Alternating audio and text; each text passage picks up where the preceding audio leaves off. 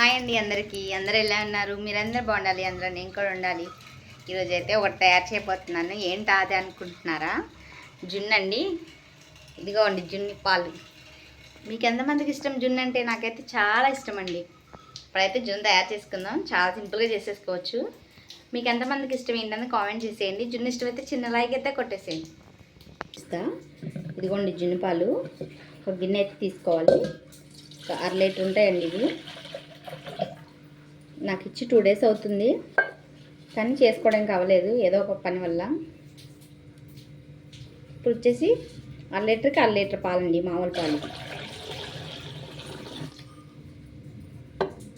ఇవైతే పక్కన పెట్టేసుకోవాలి. ఒక 1/2 కిలో బెల్లం అండి. నాకు తీయగా ఉంటేనే ఇష్టం, అందుకని నేను 1/2 కిలో వేసుకుంటున్నాను. మీ ఇష్టం, తీపిని బట్టే వేసుకోవచ్చు. దీన్ని మెత్తగా అయితే చితకొట్టేసుకోవాలి మొత్తం.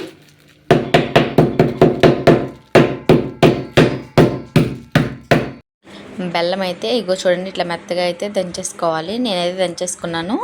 ఇది వచ్చేసి మిరియాలు, యాలకులు అండి. ఒక 5 యాలకులు, ఒక స్పూన్ మిరియాలు, ఇవి కూడా వేసుకొని కొంచెం కచ్చాబిచ్చాగా అయితే దంచుకోవాలి. కొంతమంది మెత్తగా చేసుకుంటారండి, దానివల్ల అంత టేస్ట్ అనిపించదు. అదే ఇట్లా చక్కగా కచ్చాబిచ్చాగా దంచుకుని వేసుకుంటే ఫ్లేవర్ మంచిగా తెలిసిద్ది. ఆ మిరియాల ఫ్లేవర్ కానీ యాలకుల ఫ్లేవర్ కానీ చాలా బాగుంటుంది. జున్నులో వేయడం వల్ల స్మెల్ కూడా అంత ఉండదండి. మనం పక్కన పెట్టుకున్న పాలు ఉన్నాయి కదా, అవైతే తీసుకోవాలి. ఇప్పుడు ఇవైతే మెత్తగా అయితే దంచేసుకున్నానండి. దంచేసుకొని పక్కన పెట్టుకోవాలి.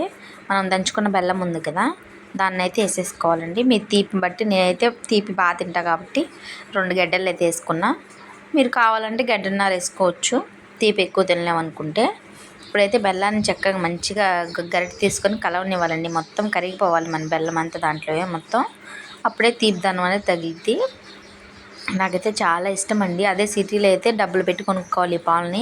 ఇక్కడైతే మనకు ఊరినే దొరుకుతాయి. సిటీలో అయితే దాదాపు లీటర్ వచ్చేసి 600 దాకా ఉంటాయండి. ఇక్కడైతే మనకు ఊరినే దొరుకుతాయి.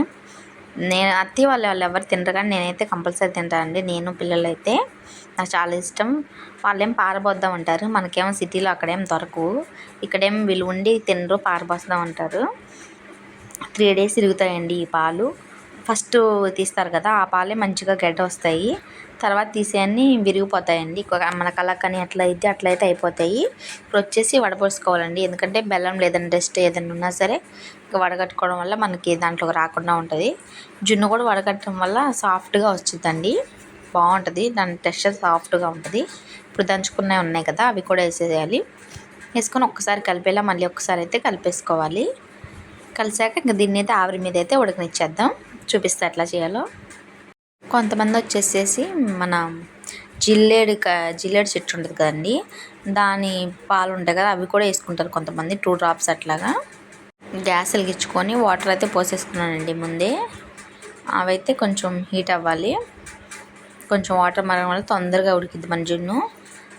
అయితే ఆవిరి పెట్టేస్తాను. ఇప్పుడు దాంట్లో పెట్టేసి గిన్నె డైరెక్ట్గా పెట్టేయచ్చండి. పెట్టేసి దాని మీద ప్లేట్ వేయాలి.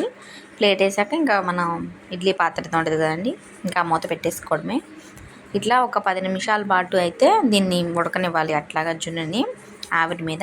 తర్వాత కొంచెం మంట తగ్గించుకోవాలండి, లేదంటే మన జున్ను అంతా అయితే మాడిపోయిద్ది, మంచిగా రాదు. ఒక 10 నిమిషాలు అయితే ఇట్లా ఉడకనిద్దాం. ఎట్లా వచ్చిందో చూపిస్తాం మీకు కూడా, మధ్యలో ఒకసారి చూసేయండి. జున్ను అయితే అయిపోయింది, కాలుతుంది. దీన్ని అయితే చల్లారి పెట్టేసుకొని తింటే బాగుంటుందండి. కొంతమంది అయితే వేడిగా ఉన్నప్పుడే తింటారు, నాకైతే అట్లా ఇష్టం ఉండదు.